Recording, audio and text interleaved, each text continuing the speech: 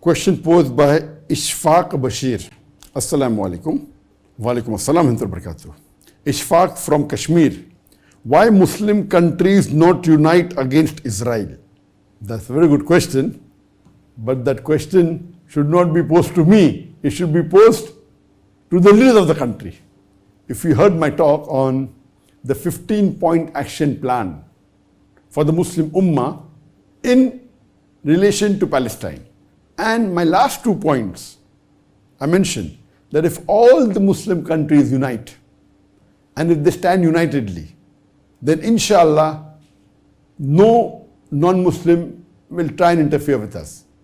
And how the non-Muslims have a NATO, North Atlantic Alliance, North Atlantic Treaty Organization, NATO, where there are about 31 countries are member, and according to their treaty, if anyone attacks any one of the 31 countries, it is as though you have attacked all the 31 countries. So if all the Muslim majority countries, all the 57 countries, they gather together and they unite, and if they made MECTO, Muslim Alliance Treaty Organization, or Muslim Country Treaty Organization, MECTO, Muslim Countries Treaty Organization, and if you have the same rule, that if you attack any one of the 57 countries, it is as though you have attacked all the countries, then we will not have the problem what we are having today regarding the genocide that Israel is doing in Palestine. You are asking me? This is the solution I gave. So you should ask the rulers of the Muslim countries, why are they not uniting?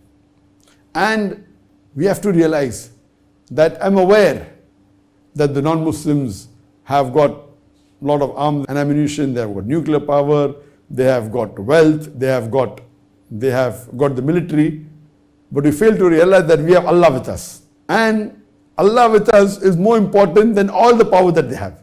But unfortunately, we Muslims are weak. And this reminds me of the hadith of our Prophet ﷺ, that there will be a time when Muslims will be attacked. So one of the Sahabas, they'll be looked down upon, they'll be ill-treated. So the Sahabas asked that, will the Muslims be less in numbers? The Prophet said, no, they will be in large numbers, but they'll be like froth.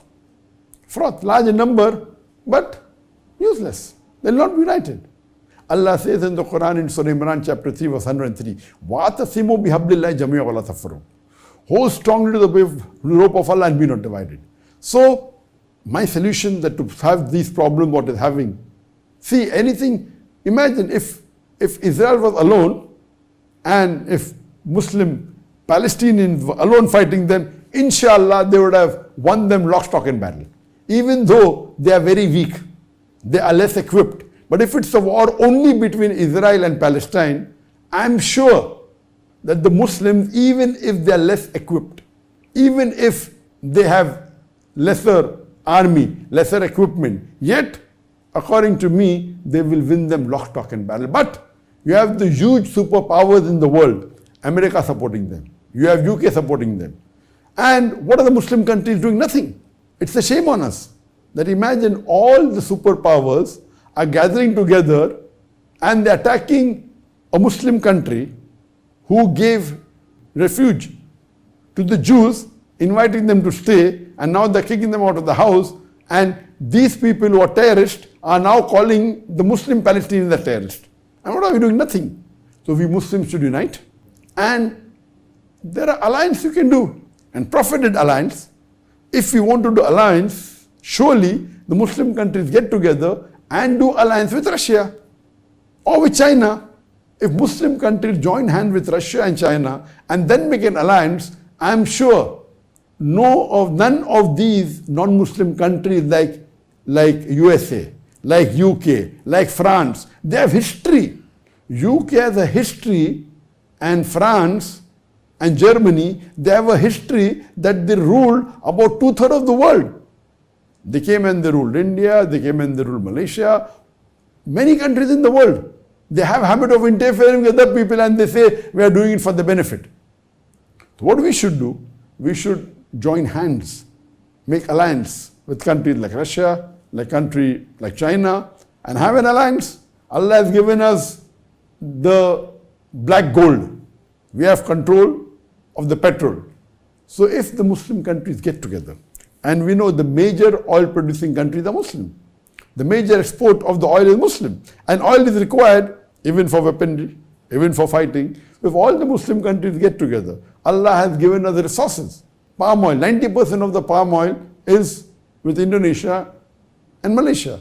60% Indonesia, 30% Malaysia. So all the resources Allah has given us, if we have alliance of the Muslim countries for trade, for business, for military, like if they have the Interpol, international police, we should have the Islamic police. Why should we be dependent on them? So if we collaborate and join hands together, not to bully others, they are doing it to bully others. They go and kill tens of thousands of Muslims in Afghanistan, in Iraq, now in Palestine. What are we doing? If we join hands together and unite on the basis of Quran and Sahih Hadith, as Allah says, وَاعْتَصِمُوا بِحَبْلِ اللَّهِ جَمِيعًا وَلَا تَفَرَّقُوا, in Surah Imran chapter 3 verse 103, that hold all the Muslims, hold strongly to the rope of Allah and be not divided. Hold strongly to the Quran and Sahih Hadith. So inshallah, I feel this is the only solution. Of course, there are hadith and predictions of the Prophet that before the end of the world, Muslims inshallah will rule the world. There will a time come, even irrespective whether the Muslims follow or not, there will be a time towards the end of the world. Before the end of the world, the signs are coming. There are minor signs and major signs. Most of the minor signs have already come. Few are remaining. But before the end of the world, according to Sahih Hadith, the Muslims will rule the world for 7 years. For 7 years, there will be peace and prosperity in the full world, where Muslims will rule the world as per the Quran and Sunnah. And later on, a sweet wind will come, all the Muslims will be put to death very peacefully, and then the signs of Qiyamah will start. So, we pray to Allah subhanahu wa ta'ala. We don't know whether we'll be alive during that time or not, but at least we have to now support our Muslim brothers and sisters in Palestine. And we see that what's happening, the genocide that the Israelis are doing, and the so-called human rights champions, whether it be USA, whether it be UK, whether it be France, whether it be Germany, these so-called human rights champions, they are doing a genocide. They are doing the same thing what was done on them. But inshallah, Allah subhanahu wa ta'ala is with us. Whether some of the Muslims join us or not, inshallah, a time will come that Allah subhanahu wa ta'ala will give us victory. And we as individuals should strictly follow the Quran and Sunnah. If we don't have the ability, see to it that we are prepared to follow the instructions given by Allah and His Rasul in the Quran and Sahih Hadith, so that we get the best in this world and the Akhirah. Hope that answers the question.